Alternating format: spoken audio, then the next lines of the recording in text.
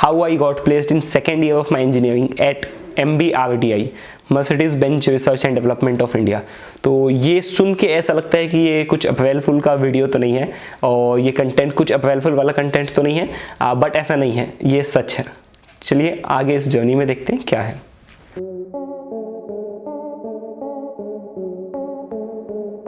अब ये सुन के जो है वो बहुत ही ज़्यादा एक्साइटिंग लगता है कि सेकेंड ईयर में क्या कोई प्लेस्ड हो सकता है। मैं खुद भी नहीं जानता था कि सेकेंड ईयर में भी ऐसा कुछ होता है। तो इस पूरे जो मैं टॉपिक को बस समझाना चाहता हूँ उसको मैं एक शॉर्ट में पहले बता देता हूँ, क्योंकि बहुत सारे लोगों को शॉर्ट में जानने की इच्छा होती है। अब जिसको चाहिए कि कंप्लीट इन्फॉर्मेशन जानना है तो कंप्लीट वीडियो देखना। बेसिकली जो मैं प्लेस्ड की बात कर रहा हूँ तो मैं recently I got a PPO from Mercedes Benz research development of India, और ये PPO as a award prize मिला था मुझे एक हैकेथॉन में जीतने से। तो ये शॉर्ट में अगर आपको बता दूं तो ये इन्फॉर्मेशन है। अगर लॉन्ग में देखना है तो वीडियो को स्टार्ट करते हैं और जर्नी को स्टार्ट करते हैं। बेसिकली बात करते हैं अब ये हैकेथॉन था क्या। तो हैकेथॉन ये जो था उसका नाम था हैकस्टार बेंगलुरु, जो कि हैकर अर्थ पे कंडक्ट करवाया गया था ऑनलाइन, और जिसको कंडक्ट करवाया था है डेक्कन हेराल्ड और Mercedes Benz research development of India MBRDI के कोलैबोरेशन में। और ये जो हैकेथॉन था बेसिकली ये ऑनलाइन हैकेथॉन था, कुछ ऑफलाइन नहीं था। हाँ, बट ये हैकर अर्थ पे करवाया गया था और यहाँ पे जो है वो 5 डिफरेंट प्रॉब्लम स्टेटमेंट्स थे 2 डिफरेंट थीम्स के ऊपर। तो एक थीम था आपका स्मार्ट सिटी का, और जिसमें से एक जो आपका प्रॉब्लम स्टेटमेंट था वो था ई मोबिलिटी का। तो ई मोबिलिटी मतलब इलेक्ट्रिक मोबिलिटी का ये प्रॉब्लम स्टेटमेंट था, जिस पे कि हम लोग प्रोजेक्ट बनाए थे और सॉल्यूशन दिए थे। जहां पे इसमें जो फर्स्ट प्राइस था वो 2 lakh rupees plus PPO at Mercedes था। सेकंड प्राइस जो था वो 1.5 लाख रुपीज और एंड PPO एट मर्सिडीज था। तो हम लोगों ने सेकंड प्राइस जीता basically 1.5 lakh rupees plus PPO at Mercedes Benz. तो जो PPO की बात है उसी की मैं बात कर रहा हूँ। और currently I am studying in second year of engineering at DSC Bangalore. तो सेकेंड ईयर में PPO एक मेरे लिए भी बहुत बड़ा एक नया अपॉर्चुनिटी था, और फर्स्ट टाइम मैं देखा था कि PPO भी सेकेंड ईयर में मिला जा सकता है। और ये इसी बारे में मैं कंप्लीट आपको बताता हूँ कि हमारा प्रॉब्लम स्टेटमेंट क्या था और क्या सॉल्यूशन था। तो चलिए प्रॉब्लम स्टेटमेंट के ऊपर हम लोग ध्यान देते हैं।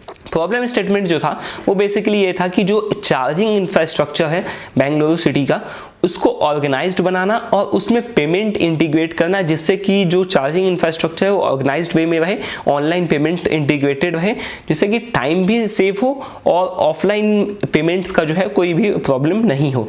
ये प्रॉब्लम स्टेटमेंट जो था वो ई मोबिलिटी का था हैकस्टार बेंगलुरु में। हम लोग जो सॉल्यूशन दिए थे बेसिकली आप यहाँ पे एक मतलब वीडियो आपको चलते दिख रहा होगा जहाँ पे हमारा सॉल्यूशन का वेबसाइट आपको दिख रहा होगा। हम लोग एक सॉल्यूशन क्रिएट किए थे जिसमें बेसिकली क्या था कि आपका गूगल मैप्स का API इंटीग्रेटेड था। आप जैसे ही वेबसाइट को खोलेंगे आपका करंट लोकेशन गूगल मैप्स लेगा, उसके बाद आपके करंट लोकेशन से नियरेस्ट 3 जो है वो आपको चार्जिंग स्टेशन शो किया जाएगा। जो 3 नियरेस्ट चार्जिंग स्टेशन रहेंगे वहां पे आप किसी एक में क्लिक करके आप वहां के लिए नेविगेट भी कर सकते हैं। साथ में इसमें खास बात यह है कि आप वहां पे किसी भी एक चार्जिंग स्टेशन पे चेक कर सकते हैं कि अभी कितने स्पेयर पोर्ट्स वहां पे अवेलेबल है, मतलब कितने ऐसे खाली चार्जिंग पोर्ट्स है जो कि अवेलेबल है। अगर एक भी चार्जिंग पोर्ट्स अवेलेबल नहीं है तो अभी एट दैट मोमेंट वहां पे जाके चार्जिंग करना कोई बेनिफिशियल नहीं है। सेकेंड थिंग हम लोग इसमें ये किए थे कि इसमें आप बेसिकली ऑनलाइन जो है वो बुकिंग स्लॉट कर सकते हैं, मतलब कि स्लॉट बुकिंग सिस्टम कर सकते हैं, और यहाँ पे आप स्लॉट बुक करके एडवांस पेमेंट कर सकते हैं। एडवांस पेमेंट के लिए हम लोगों ने जो है बेसिकली रेजर पे का जो है API इंटीग्रेट किया था, और वहां से API इंटीग्रेट करने के बाद जो है आप QR कोड के जरिए या फिर आप UPI के जरिए या फिर आप क्रेडिट डेबिट कार्ड के जरिए जो है एडवांस पेमेंट कर सकते हैं चार्जिंग स्टेशन का। लेट्स से अभी मैं शाम के 5 बजे का बुकिंग कर रहा हूँ और करेंटली टाइम हो रहा है 1 o'clock।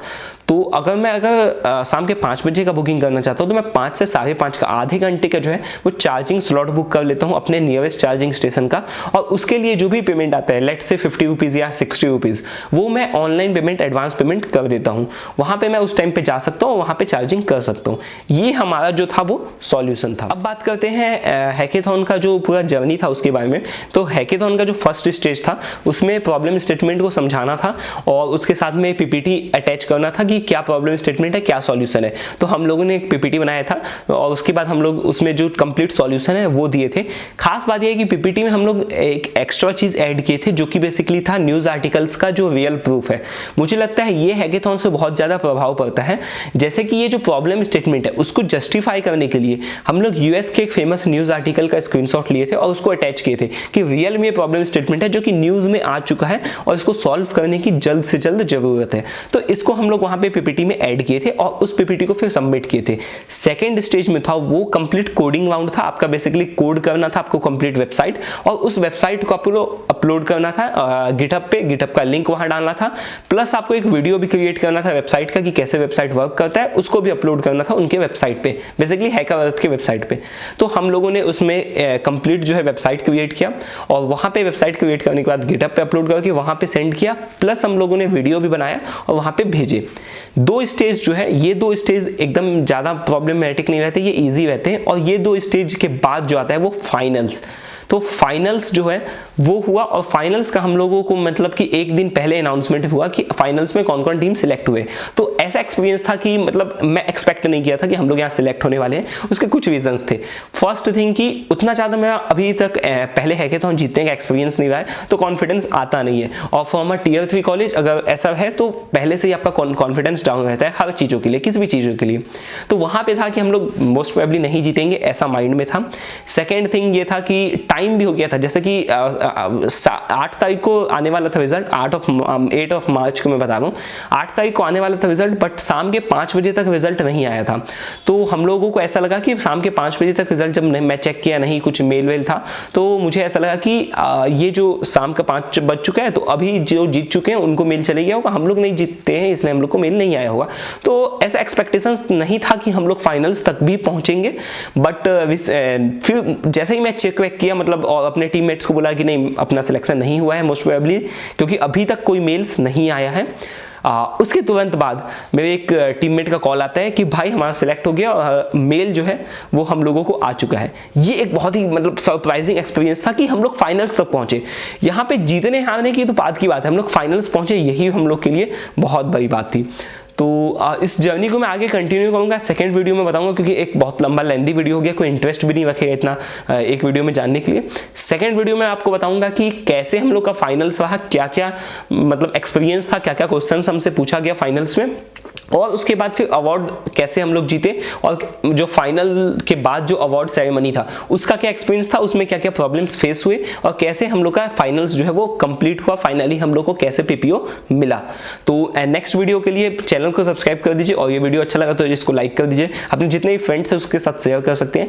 और इस चैनल का मैं जो कंटेंट है वो थोड़ा पिवट करने जा रहा हूँ। इस चैनल पर मैं जो हूँ वो हैकेथॉन से रिलेटेड कंटेंट डालने जा रहा हूँ और टेक से रिलेटेड, Web3 से रिलेटेड, क्योंकि मैं एज अ पर्सनली अपने टेक स्टैक में Web3 को ऐड करने जा रहा हूँ और अपने टेक स्टैक को पिवट करने जा रहा हूँ Web3 में। तो वहाँ पे मैं वो उस टाइप के कंटेंट्स इस चैनल पे स्टार्ट करने वाला हूँ।